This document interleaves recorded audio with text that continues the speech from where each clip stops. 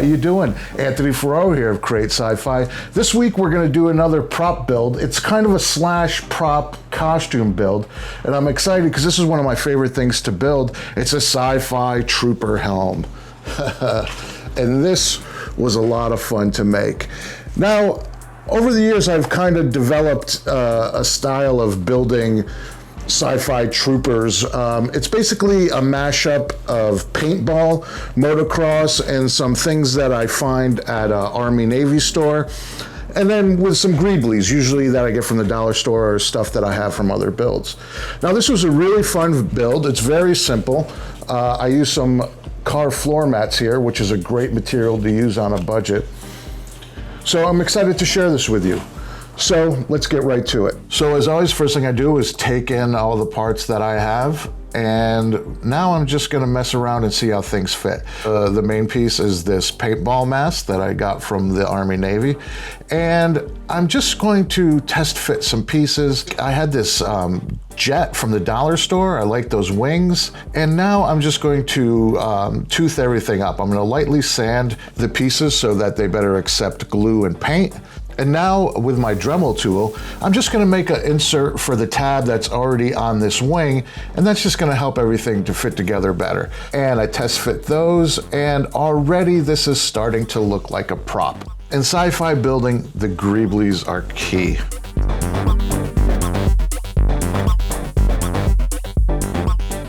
Now I'm gonna add some more details to this breathing apparatus. I have these wheels, and for this I'm gonna use hot glue just because I'm not sure exactly where they fit, and rather than super glue where it's an instant bond, I just want to be able to mess around a little. And there, I'm pretty happy with that. That feels like a sci-fi object now.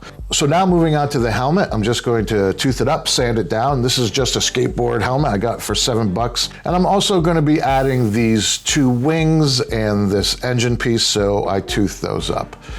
Next, I'm going to take a look at this car floor mat. This is a great material. It's a very easy way to get a sci-fi detailed look for little money, and I've used it on quite a few projects. Now I'm going to rough out my pattern, being careful to work around this geometry, which is going to be crucial to the look of our piece. So I test fit that. It's a little too long. You can always take away, you can't add. And now I just cut it down, and I'm going to test fit it onto the helmet. Now that looks good. I'm happy with that. So now today I'm gonna move over to the Pop Rivet Gun. I've never used that on this channel before. It's a really cool tool. It's like under $20, and especially when I'm making armor, it helps things to go quickly, and I like to keep it exposed. I think it just adds a cool look. So I rough out where this floor mat piece is going to go, and now I pop rivet into place.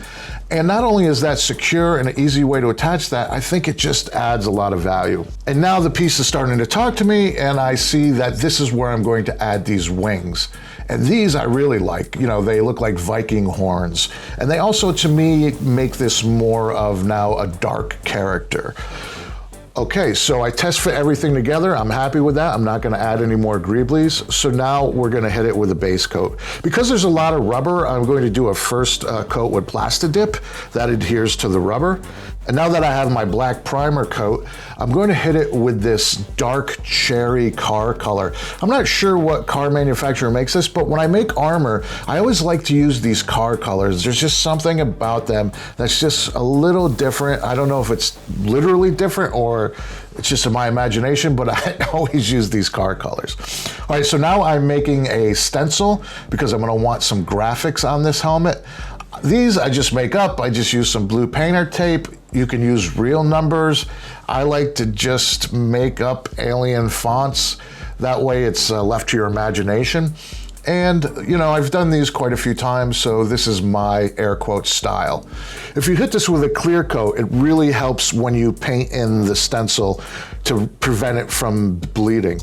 All right, so now I have my stencil on the face. Again, no idea what that means, but it looks cool. So I'm gonna use Rub and Buff for my gold highlights on this instead of paint. So the first thing I do is just lightly brush on this stencil pattern.